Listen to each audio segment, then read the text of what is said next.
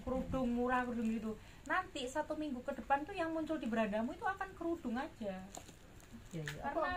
Karena algoritmanya Shopee kan seperti itu. Algoritma bukan Shopee aja, TikTok ya gitu. Misal kamu lihat Pak Dodi gitu ya, kamu sering searching tentang kasusnya Gala gitu ya, nanti setiap hari itu ya FYP-mu akan terisi itu terus.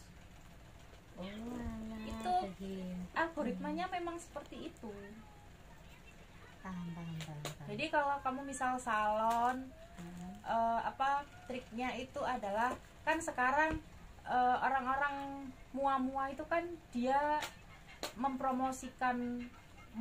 mempromosikan salonnya dengan cara dia menjadi beauty vlogger. Yes. Jadi dia sering dandan-dandan kayak gitu, transisi dari dianya bulu kayak gitu. Hampir sama sebenarnya. Jadi kamu itu aja kalau sering searching orang yang sesuai dengan marketmu, orang yang sesuai dengan target marketmu. Habis itu kamu komen-komen aja di yang FYP orang-orang beauty vlogger ada gitu. Ya ampun cantiknya, ya ampun ini kayak punyaku, ya kayak gitu aja. Itu bisa nambah follower dulu. Ngaruh ya? Iya. Seperti halnya kalau kamu mau cari follower di Instagram ataupun di Shopee, kamu hanya perlu memfollowi orang satu-satu di kompetitormu. Kalau sudah kamu follow, mereka kan otomatis akan follow balik ya 100/10 sih. Kadang nggak ada yang, ya. Maksudnya kadang nggak ada feedback yang mesti gak balik. Tapi kan pasti kalau kita semakin banyak yang kita follow, semakin banyak yang kita komenin, nanti pasti ada aja, entah itu 5 orang, entah itu 10 orang, tapi kan lumayan kan. Itu namanya cara narik traffic organik selain yang berbayar. Kalau di TikTok itu seperti itu, kita komen kayak aku itu cara narik trafficku di TikTok kemarin ya, komen-komen kompetitor, ya ampun bagus banget ya ampun lucu, ya ampun cantik. Kadang kalau yang viral-viral apa gitu ikut komen, ikut nimbrung kayak gitu. Kadang kan makanya mereka ada yang pakai trik marketing, namanya diganti, lihat profilku dong nanti apa kayak gitu. Itu trik marketingnya mereka untuk afiliatnya biasanya. Lumayan loh afiliat. Cuman ya itu tadi akunya yang belum bisa. Lumayan dulu kalau afiliat itu. Iya. Kita hanya share link, kita konten, share link, sudah. Tapi kadang itu memang kalau bukan bidangnya, iya susah. Seperti halnya aku jualan kerudung kemarin, nyoba gamis, nyoba apa ya, susah naiknya. Padahal kata kamu dari awal bidangmu ini. Berarti ya, dari zaman sih aku beli kamu kerudung segi empat itu ya? Ya itu tahun 2017, 2016 aku saya kerja toh. Yang ya kamu sempat, maksudnya masih mau kok nganter-nganterin ya kan? Meskipun sekarang ya mau beb, rumahmu sih di situ. Enggak, maksudnya itu kan maksudnya nggak sebesar ini kan kamu, maksudnya kamu masih angkat kresek gede, nawarin kerudung, itu hebat banget loh kamu. Iya, waktu reuni SMP aku bawa toh yang dek mana Kebon Pring meteng ini, hamil ini. Iya, hamil 8 bulan sama bawa dagangan tawarin ke arah-arah itu. Nah ya itu zaman-zaman kamu merintis banget. Iya, hebat loh kamu ya. Iya, enggak juga sih, masih berproses, masih berjuang, karena memang sejatinya orang hidup itu kan memang buat berjuang sih. Betul. Jadi kalau sudah nggak berjuang berarti kita mati. Kalau orang nggak berjuang tuh mati. Iya betul. Benar, nggak ada lagi. Nih dagangan ini Winiar banyak loh. Nanti nggak apa-apa kamu video aja. Iya nanti. Tapi ya berantakan. Ini pasti ludes ya. Ini kemarin di Shopee 2.300 terjual. Ini yang kamu pakai dari sini tadi? Bukan, buka aja. Ini modelnya kan simple banget. Itu yang kamu pakai 2.300 ya? Hah? Ini dari sumber pakai tadi sini ini dah. Bukan. Oh beda lagi. Ini loh simple banget. Kan gini doang. 28.000 buat keseharian. Buat keseharian. Tapi bahannya emang enak banget, bahannya jersey-nya bagus, ya lumayan lah. Ya buat keseharian, kita mau jemput anak, mau itu kan kita nggak mau ribet-ribet toh yo. berapa gini nih? 28.000. 28.000. Kemarin yang laris banget itu sampai tembus 3.500 ya. 3.500. Kalian bayangin dari ketokane ya, kelihatannya 28.000. Tapi omsetnya gede loh. Salon kalah loh dia ngambil omsetnya. Apa? Sama aja weh. Salah beneran. Mari ini kita awal jual ini adalah produk babat alasku. Ini produk pertama kali aku jualan kerudung di Shopee. Iya, segi 4. Oh, cuma ini boleh deh, belakangnya kayak ada. Iya, jadi di belakangnya gitu. Gini tuh. Ini sampai sekarang masih jalan. Terjual 3.500 piece. Berapa kayak gini? Ini 30 berapa? 33. Jadi kita target marketnya kita memang reseller. Target marketku memang reseller. Jadi mereka kalau tanya apa kalau jual, kalau kita sudah target marketnya reseller ya memang margin profitnya nggak bisa ambil banyak. Cuma nanti kalau ecer kita lumayan. Ya. Loh, kalau kamu grosiran gitu reseller per bicep kamu bisa ambil berapa? Kadang 5.000. Lumayan. Berarti ya, karena targetku reseller yang mau dijual lagi. Kalau targetnya ecer ya 10.000. Kan rata-rata segitu Bu kalau hijab Bu. Tapi ada loh yang di Shopee itu cuma ngambil. Kita sama-sama satu supplier, kita satu bos. Sampai aku tuh tanya ke bosku, ini berapa sih kok jualnya? Dia cuma ngambil untung 1.000. Iya, dengan barang yang sama. Ada yang seperti itu, 1.000 sampai 1.000. Tapi dia kan main kuantiti penjualan ya. Iya. Tapi ya sekarang kalau gini ya Bu ya. Sekarang kita lebih realistis aja. Lebih baik kita melebarkan market, dimana saat ini yang bombastis banget TikTok. TikTok itu kita main konten, kita moles konten, harga kita bisa up berapapun. Yang penting konten kita bagus, barang kita juga bagus. Tapi kalau di Shopee, nah bisa jual mahal, bisa kita jual mahal, ambil profit lumayan banyak bisa. Tapi jangan pure jualan di Shopee Bu. Jadi kamu harus narik trafficnya, narik pasarnya itu kamu dari IG. IG kan apa marketnya menengah ke atas. Ya, jadi kalau mau kemarin temanku jual ada sih yang di TikTok, bukan temanku. Segi 4 motif.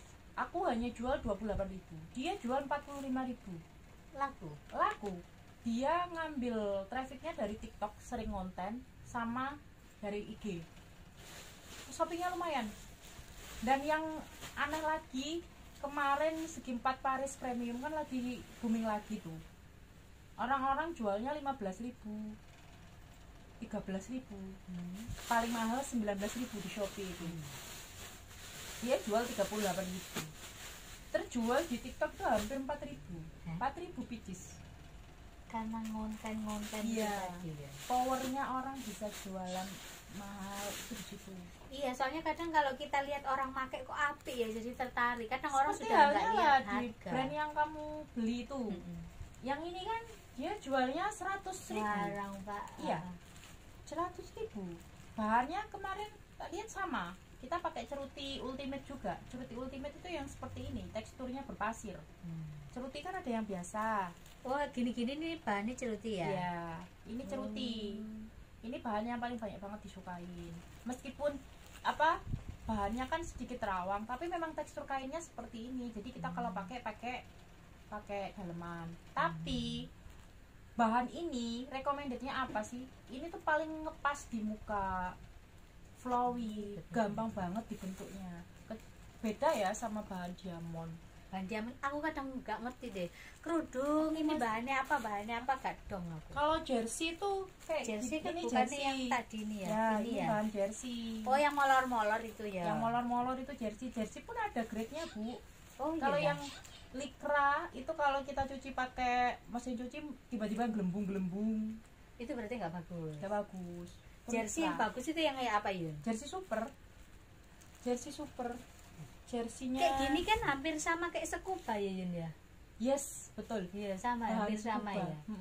Cuman ini betul kata kalau jersey bilang tuh lebih tipis lah ya. Scuba kan tetap kandel tuh. Kalau orang biasanya jual harga 10.000 biasanya pasti itu jersey Lycra. Yang sekali cuci dijember gini langsung kelihatan moro-moro molor, itu namanya jersey Lycra. Lek gini kan plisket ya. Yes. Lek gini cuci mbek mesin cuci. Gak bisa, Bu. Oh, gak bisa dah. Perawatan kerudung, iya piye bahan apapun gak boleh cukup dicelup aja, Bu. Kalau mau awet ya, apalagi kita yang payet-payet. Kan ada tuh jilbab payet-payet mana? Kadang aku tak masukin mesin cuci doang. Nggak usah. Kayak gini kan. Berarti dikucek-kucek gak oleh. Pakai soklin cair, pakai deterjen cair aja. Udah dicelup-celup, Bu. Nggak usah dikucek-kucek gini. Nggak usah. Oh alah, pantesan kok hijabku mesti kok kayak keluar benang-benangnya gitu dan selalu udah nggak kepake lagi. Dicelup aja, habis itu langsung aku dikeringin. Jangan dipakai mesin cuci, Bu. Gak ngerti aku soalnya. Perawatan jilbab gini, kalau plisket gini cuma dicelupin air tok. Udah. Sama deterjen cair, direndam aja. Habis itu langsung diperes, dibilas, udah. Keren ya. Pernah nggak kamu kepikiran bikin hijab yang bisa jualan tuh cuman kamu doang? Orang cuma susah, Bu. Orang kita gampang jualan gitu, fashion itu nggak kita bikin ya, kita bikin model baru. 2 hari kemudian itu sudah ditiru. Sudah nggak bisa, Bu. Kita jualan fashion apapun itu, gamis, jilbab, kita trendsetternya. Seperti halnya ini, Bu. Ini aku di Shopee terjual 1.600 sudah 2 bulan. Tapi ya gitu. Ini aku jualnya 39.000. 40.000 kan ya. Ini seminggu kemudian ada yang bajak. Harganya tuh dibanting. Cuman 33.000, tapi kita ada value-nya, Bu. Listriknya kita lebih gede. Ini bisa untuk syari. Nah, waktu itu aku yang sempat ngedon ya. Ini lumayan mikirnya juga lumayan, maksudnya keras, dalam artian pengen lah kita punya model sendiri kan ya. Terus habis itu dibajak, tapi kita lihat ternyata kita ada beda di ininya, dia lebih kecil banget, terus ininya lebih sedikit. Akhirnya karena customer banyak yang komplain, kenapa di toko sebelah lebih murah, di tokomu kok mahal. Akhirnya aku beli satu. Apa sih, kenapa dia bisa lebih murah? Akhirnya dia kainnya lebih kecil. Itu akhirnya tak bikin konten, Bu. Oh iya benar-benar. Untuk menunjukkan ke customerku, ini loh value barangku. Kenapa hargaku itu selisih? Karena aku punya value produk, di mana produkku tuh ada plusnya itu lebih banyak lah, istilahnya seperti itu. Namanya juga produk sendiri ya, Bu. Betul. Jadi aku tunjukin. Oh, ini sudah label kamu ya, Yun? Iya. Kerudung Najwa Your Hijab Fashion. Ini namanya anakmu ya, Yun? Iya, anakku nomor 1. Ngerjakan gitu. Amin. Yang itu juga sudah dibuatkan toko ayahnya. Toko apaan? Ars Hijab. Sama. Cuman aku sebenarnya bilang ke suamiku tuh mending aja jilbab, main bidang lain. Karena apa? Nanti kalau di jilbab menurun, siapa tahu ada yang satunya lah. Sebenarnya kemarin pengen fokusnya di kayak pertanian sih, malahan jomplangan. Tapi sekarang jangan salah loh, pertanian sekarang lagi naik. Jangankan pertanian, kita jualan sayuran. Kamu kalau ke Rola, depannya PDAM, itu dia jualan Shopee Segar. Shopee Segar dia jualan sayuran, bayam di vacuum cleaner, sawi, wortel, tomat, bawang, karyawannya banyak. Dijual di Shopee. Keren ya. Soalnya saudaraku tuh masih muda, umurnya di bawahku, dia tani. Padahal anak wong sugih banget tuh, mai gak karu-karuan gede nih. Tani melon. Iya. 2 bulan panen. Sekali panen dia bisa beli 1 mobil baru. Keren. Dari tani doang, keringet-keringetan. Tapi setiap hari dia ini kayak jemputin petani, harus ke sawah, ngecekin melon ini bener-bener kualitinya kayak gimana. Dan pasti rebutan dari supplier untuk ngambil itu rebutan. Lumayan loh itu. Ya, tapi harus tahu ilmu. Ayah. Ya, keren banget kamu Yun. Hebat, aku bangga loh sama kamu Yun. Aku juga bangga loh sama kamu Bu. Bangga lapo? Merintis salon gitu besarnya. Kamu sampai bisa jadi guru, teacher lah. Bisa punya... Itu karena tuh ono sejarahnya Yun. Kalau kamu gini kan gampang punya anak ya. Aku tuh susah punya anak loh. Kenapa? Saluran tubaku sebelah kanan itu sudah dipotong. Karena aku pernah hamil, tapi kayak hamil di luar kandungan gitu. Oh iya. Dan teman kan harus dipotong. Dan saat itu aku ngedown banget. Aku bisa punya anak apa enggak ya? Nah dari situ tuh aku sebenarnya aku udah ngajar dari sebelum aku married. Cuman aku orang kan mut-mutan, males tak terusin. Padahal sebenarnya murid itu banyak yang mau. Karena kita kalau buka tempat les itu harus milih salah satu loh. Ini pelajaran buat kalian semuanya ya. Kalau kita punya usaha, misalkan kayak kamu hijab nih, kamu sama jualan gamis, pasti akan ada kalah salah satu. Salon juga kayak gitu. Salon kalau digandengin sama tempat kursus, ini pasti akan ada yang kalah salah satu. Misalkan ini tempat kursusmu naik, profit salonmu hari-hari ini pasti akan turun. Kamu harus milih salah satu atau bisa juga dipisah. Kalau diusahakan harus begitu kan ya. Dari situ tuh aku bener-bener kudu milih saat itu. Ini kalau misalkan aku mempertahankan yang kursus terus, otomatis salonku omsetnya nggak bisa bagus banget. Sedangkan kalau orang kursus itu memang bayarnya oke di depan langsung ya. Kadang kalau kita nggak pintar muter, habis itu entek kita mau bayar pegawai gimana? Susahnya di situ. Dan kita harus menyediakan model. Kadang satu murid itu belum tentu dia ini mengerti, dikasih tahu sekali dua kali. Kadang pernah ada yang praktek sampai 5-6 kali satu materi. Dan itu kita harus nyariin orang, dan dia sudah tidak bayar model lagi. Semua peralatan bahan aku yang cari. Ibarat kata itu ya rugi-rugian pertaruhanmu di situ. Kan orang nggak mungkin cerdas semuanya. Sing kita ketemu bebel ini yang susah. Rugi wis pasti. Kalau di depan wah ini nggak bisa, wis pasti rugi. Dan kadang gitu orang awam ya, kalau mau datang ke salon lihat ada mesti sama tempat kursus gitu, orang kan mikirnya apa? Dipikir nanti dibikin praktek. Padahal untuk model itu sudah ada sendiri. Tapi kadang mindsetnya orang itu kita nggak bisa tebak. Yes. Pikirannya lain-lain. Gak ngono sebenarnya. Jadi ini apa lain? Makanya harus benar-benar dipisah. Kayak gini kamu sudah benar. Hijab toh. Karena mainmu di situ, lebih baik kamu main model hijab. Daripada kamu harus nambah satu dagangan, misalnya gamis atau apa. Nanti akhirnya kamu buang-buang modal. Kamu sudah pernah rasakan ya? Aku pun kemarin sebelum aku kursusku tak naik nol lagi, aku main di wedding. Satu weddingku akhirnya kalah. Salonku yang naik, weddingnya anjlok. Barang harus dipisah, akhirnya taruh di Jember. Uang wis kadung masuk buahnya. Kalau untuk wedding kan kita uang 50 juta itu kalau untuk beli baju bagus kan cuma dapat 3-4 doang. Mahal ya? Larang ya. Apalagi kalau kita bikinan desainer gitu. Kan beda kita beli di toko pasaran sama kita bikin custom di desainer, beda banget. Dari segi bahan, enaknya dipakai, petikut aja sing kayak kurungan itu beda. Makanya bener kamu, kurang usaha itu nomor satu. Selain kita karep, itu modal itu penting.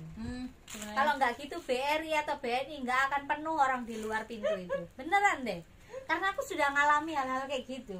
Bener gak? Yes. Yang modal ini perlu banget. Cuman sebenarnya paling bagus orang dagang itu mending mengandalkan link. Enggak juga, kalau aku bilang enggak juga. Karena sejauh ini yang aku rasakan, link itu tercipta karena rating dari dirimu sendiri ini sudah bagus, penjualanmu bagus, baru link itu datang sendiri.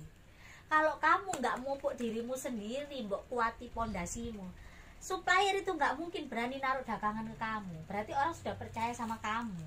Baru link itu nanti yang supply kita, baru kita mainkan uangnya mereka. kita nggak usah keluar modal lagi. Kita boleh keluar modal kayak kamu gini ya, cuman saran, sekedar saran. Kamu bisa pakai bisa enggak. Gini omsetmu kamu sudah tahu seberapa. Untung rugimu kamu sudah tahu. Sing mbok geluti bidangmu ini kamu sudah paham. Cara marketmu kamu sudah paham.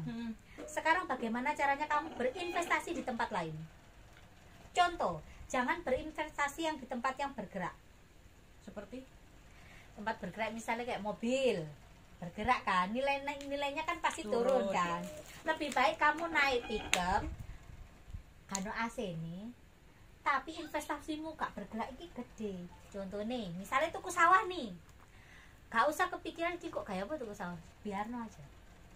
Anakmu masih kecil, anakmu tambah gede ya, kamu tuku mobil kan makin turun. Kalau kamu tuku sawah misalnya makin naik.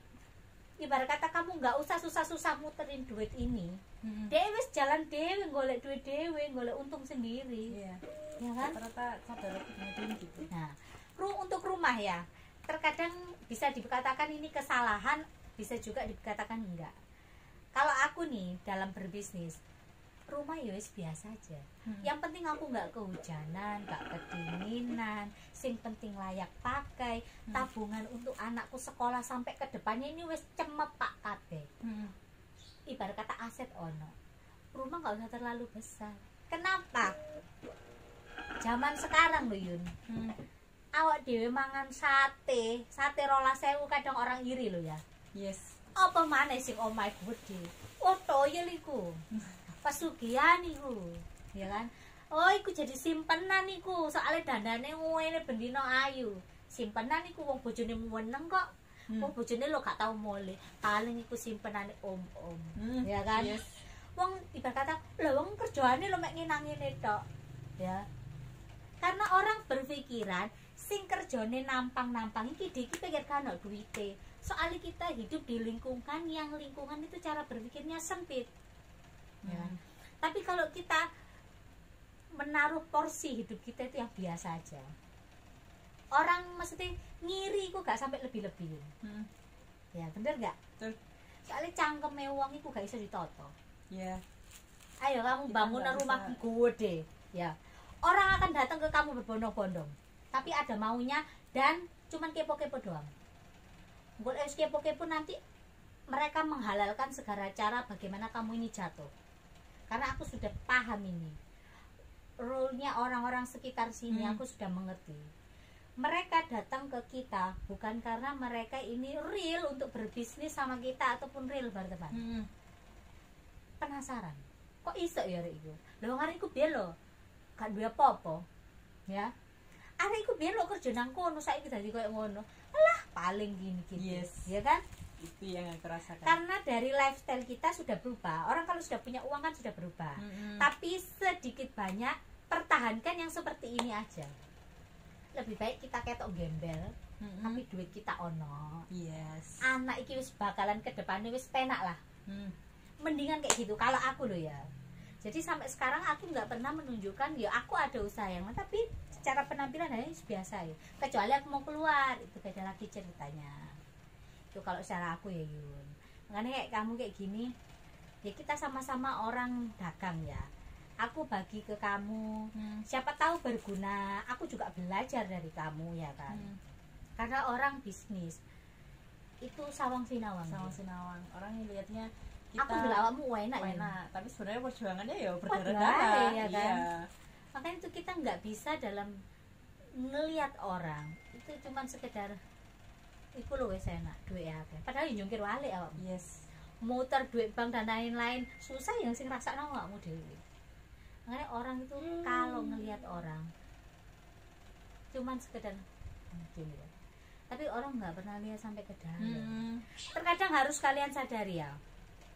Orang bisa rezekinya akeh itu karena memang tuntutan kebutuhannya banyak loh. Tanggungannya akeh. Contoh nih gini. Ketika kamu merawat ibumu yang sedang sakit, ibumu tidak ada penghasilan, rezekinya ibumu dititip nang awakmu.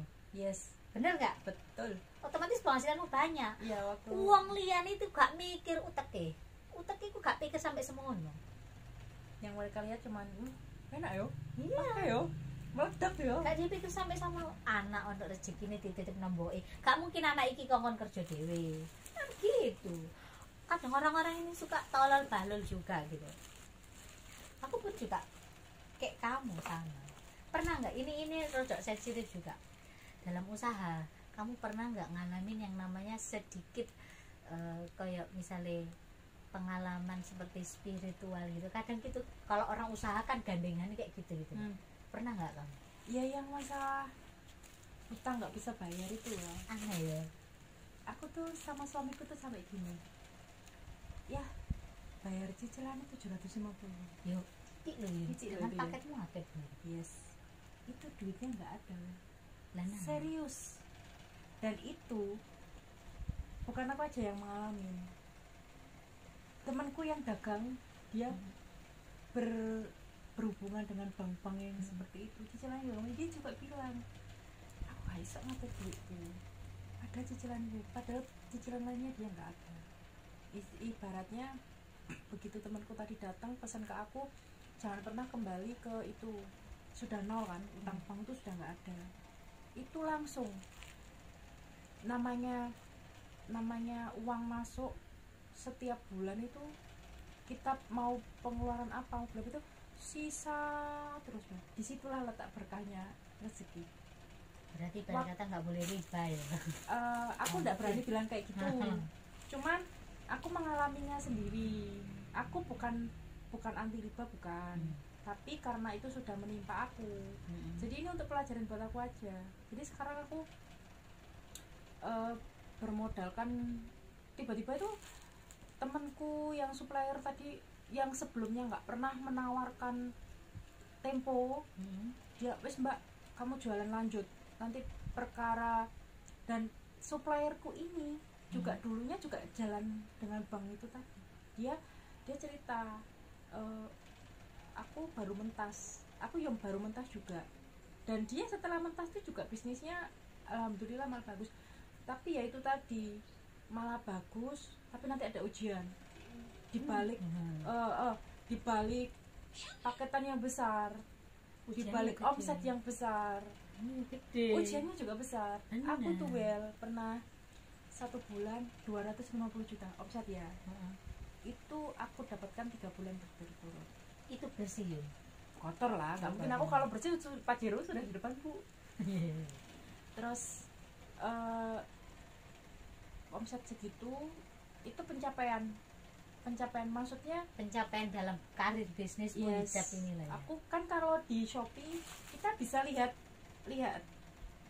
pemasukanmu kan ada gini kan bu, sebentar kan aku juga ada toko di Shopee juga kan, kita bisa lihat di bisnis saya kan selama 30 hari omset kita berapa kan keluar. Lah dari situ aku tuh gini, ya Allah, sampai aku dapat cashback dari JNT itu 2.500.000 setiap bulan ya, sampai segitu cashback kita ditarget sama JNT minimal omset 50 juta omset pengiriman loh ya, bukan omset daganganku. Nanti kita dapat cashback, makanya di tokoku hanya aktif JNT karena aku ngejar cashback itu tadi. Nah buat toko-toko yang jualannya juga super murah, terus dia hanya ambil profit margin sedikit cuma 1.000, tapi kalau paketnya dia bisa 1.000, 1.500, 2.000 dia dapat cashback. Cashbacknya bisa 15-10 juta itu. Lumayan ya? Iya lumayan. Berarti kita bisa dapat dari mana-mana ya? Iya. Cashback itu yang biasanya pakai itu JNT, terus ID Express itu ada cashback. Setelah itu aku konveksiku tiba-tiba juga gini, gak usah di cash, tempo aja.